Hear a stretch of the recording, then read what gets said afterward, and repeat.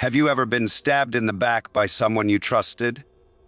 Watched a colleague steal credit for your work while smiling in your face, or worse? Realized too late that someone has been orchestrating your downfall for months while pretending to be your ally? The most dangerous people aren't the ones who show their teeth. They're the ones who hide them. And by the end of this video, you'll know exactly how to spot them before they strike. And more importantly, how to make sure you never become their next victim. There's a personality type walking among us that psychologists have studied for decades. They don't announce themselves. They don't wear their villainy on their sleeve. In fact, they're often the most charming people in the room. These individuals possess what researchers call the dark triad, a combination of three personality traits that, when merged, create something truly formidable. They're not necessarily criminals. Many are CEOs, politicians, lawyers, and leaders. Some might even be in your family or workplace right now. What makes them dangerous isn't cruelty for its own sake. It's something far more calculated. They see the world as a chessboard, and you're just a piece to be moved, sacrificed, or removed when necessary.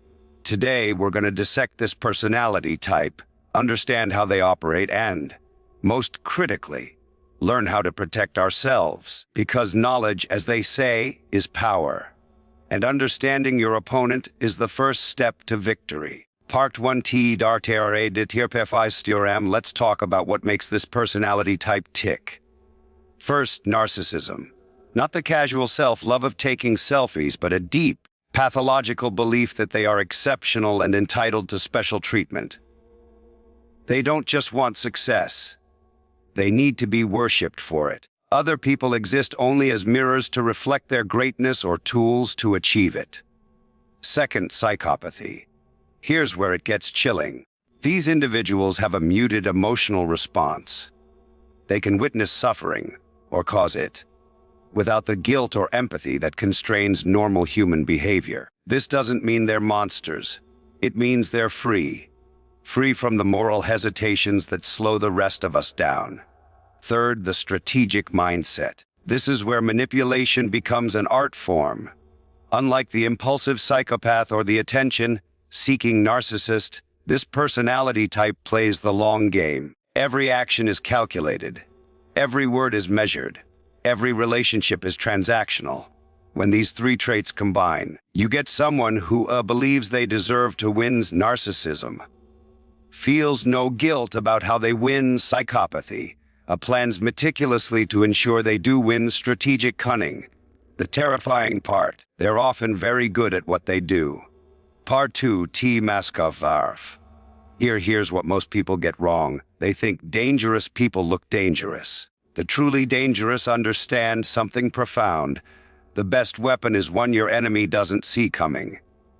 They've mastered the art of appearing harmless, even virtuous. Let me show you their playbook. Strategy 1, selective vulnerability. They share personal weaknesses with you, but only calculated ones.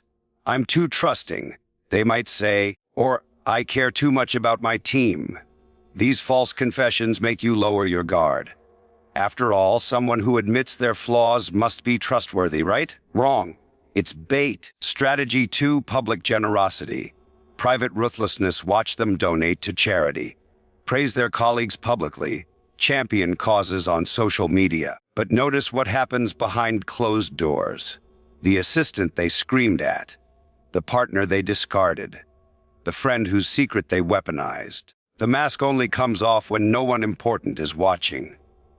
Strategy 3, patience and revenge. When you wrong them, even unintentionally, they don't react immediately. They smile. They nod.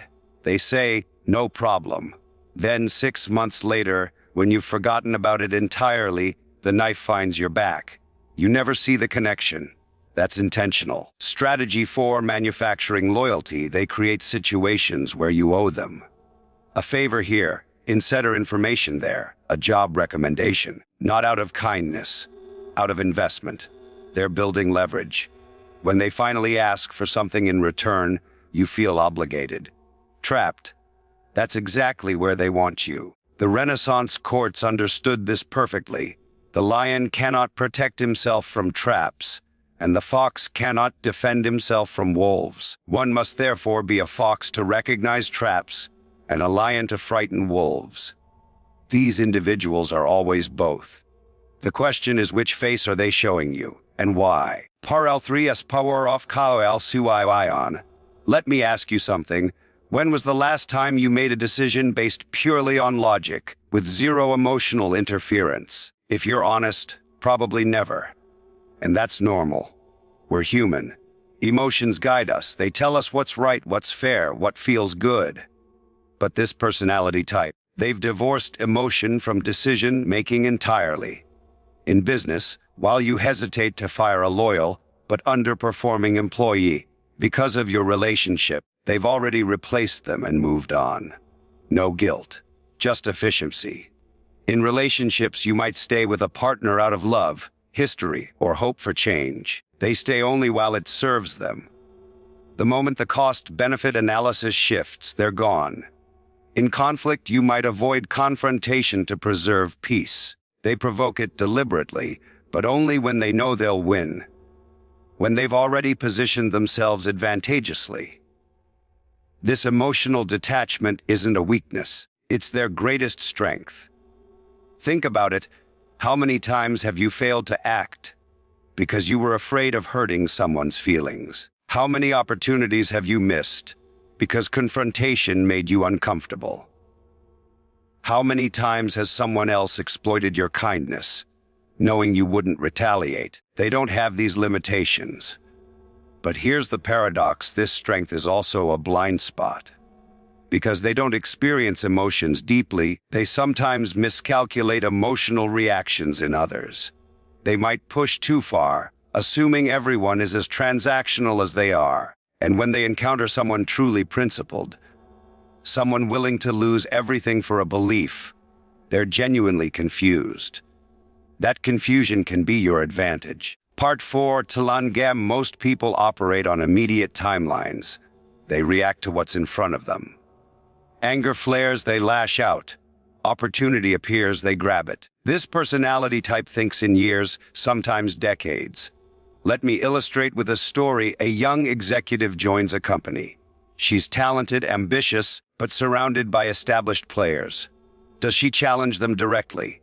No. That would be suicide. Instead, she studies them. She learns their weaknesses, their alliances, their ambitions. Over 3 years, she makes herself indispensable, not just to her boss, but to her rivals. She's helpful, competent, seemingly content in her role. Meanwhile, she's documenting everything: the manager who fudges numbers, the VP who takes credit for others' work, the director who's having an affair with a subordinate. She doesn't expose anyone. Not yet. She waits. She builds relationships with board members.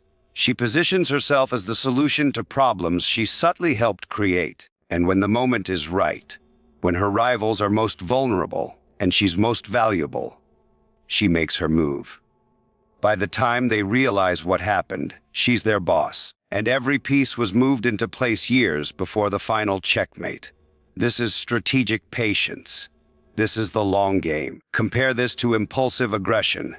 The hot-headed rival who challenges authority directly, burns bridges, makes enemies. They might feel powerful in the moment, but they're eliminated quickly. The truly dangerous personality type never makes that mistake. They understand Principle 1, never interrupt your enemy when they're making a mistake. Principle 2, appear weak when you are strong. Principle 3, all warfare is based on deception. Principle 4, the supreme art is to subdue the enemy without fighting. By the time you realize you're in a war with them, they've already won. Part 5, and if me am I me you are life. So how do you spot these individuals before they cause damage? It's not easy. That's precisely why they're dangerous. But there are patterns, tells, cracks in the mask. Warning sign 1, discrepancy between public and private behavior. They're charming to superiors, cold to subordinates. Generous when people are watching, calculating when they're not. Listen to how service workers, assistants, and unimportant. People describe them. Warning sign 2, excessive flattery with no substance. They compliment you constantly, but it feels hollow. They're studying which buttons to push, which words make you trust them. Genuine people criticize you sometimes. Manipulators never do, until it serves them. Warning sign 3, they're always the victim. Every failed relationship, every former friend, every previous job, there's always a story about betrayal. They were wronged, misunderstood, underappreciated. If everyone in someone's past is supposedly terrible, the common denominator is them. Warning sign 4, they test boundaries gradually. A small lie, a minor betrayal of someone else's confidence, a request that makes you slightly uncomfortable. They're testing. If you accept it, the requests escalate. They're training you to comply. Warning sign 5, information flows one way. They know everything about you. Your fears, dreams, weaknesses. But you realize you know almost nothing real about them. Their past is vague. Their true opinions are unclear. They're a mirror, reflecting back what you want to see. Warning sign 6, they triangulate. They create conflict between others while positioning themselves as the neutral mediator. Oh, did you hear what he said about you? They're the only common thread in multiple conflicts, but somehow never at fault. If someone in your life checks multiple boxes, trust your instincts. Your subconscious often recognizes danger before your conscious mind accepts it. Part sips PRTTOURCLF, knowledge without application is useless. So let's talk strategy. How to protect yourself from this personality type. Defense 1, control information. Never reveal your true weaknesses, fears, or ambitions to someone you don't completely trust. Share surface level vulnerabilities that can't be weaponized. Keep your real leverage points hidden. Information is currency, and they're always buying. Defense 2, document everything. Verbal agreements mean nothing. Get it in writing. Save emails. Record outcomes. When they try to rewrite history or deny promises, you have evidence. They hate fighting on paper. It limits their flexibility to manipulate narratives. Defense 3, build independent relationships. Don't let them become your only bridge to opportunities, information, or people. They want to be the gatekeeper so they can isolate you. Maintain direct relationships with decision makers, allies, and resources. Dependency is vulnerability. Defense 4, never appear as a threat until you're ready. If you must compete with them, don't signal your intentions. Let them underestimate you. Appear content, even grateful for scraps. Meanwhile, build your position quietly. When you're secure, their manipulation loses power. Defense 5, expect escalation. If you reject their influence or expose their tactics, they will retaliate. Not immediately. That would be too obvious, but eventually. Be prepared. Have allies. Have options. Have an exit strategy. Never confront them unless you can survive the consequences. Defense 6, use their nature against them. They're predictable in their unpredictability. They always act in self-interest. They always betray when it benefits them. They always overreach when they feel secure. If you understand their patterns, you can anticipate moves they think are surprising. The predator becomes prey. But here's the most important defense: don't become them. It's tempting when you encounter this personality type to adopt their tactics, to manipulate back, to play their game. Resist this. Because the real cost isn't losing to them. It's losing yourself in the process of fighting them. There's a difference between being strategic and being soulless, between being clever and being cruel, between protecting yourself and preying on others. The most dangerous personality type isn't dangerous because they're evil. They're dangerous because they're effective. They've optimized for success by removing the constraints that most of us live with: empathy, guilt, loyalty, honor. To them, these aren't virtues, they're inefficiencies. And in the short term, their approach works. They climb higher, faster. They accumulate wealth and power. They win. But here's what they don't understand. What they can't understand: life isn't just a series of victories. It's also the relationships you build, the trust you earn, the person you become in the process. They reach the top of the mountain alone, wondering why the view feels empty. You don't have to beat them at their own game. You just have to refuse to play it. Build genuine relationships. Act with integrity. Be strategic without being manipulative. Protect yourself without becoming predatory, because the real power isn't in controlling others. It's in not needing to. The most dangerous personality type is formidable, yes, but they're not invincible. They're just people who chose a path, and like all paths, it has costs they refuse to see. You can choose differently. Know them. Recognize them. Protect yourself from them, but never ever become them. That's the real victory. If this video helped you understand something important about human nature, or if you've encountered this personality type yourself, share your story in the comments. We learn best from each other's experiences. And remember, the sheep who knows the wolf is no longer prey.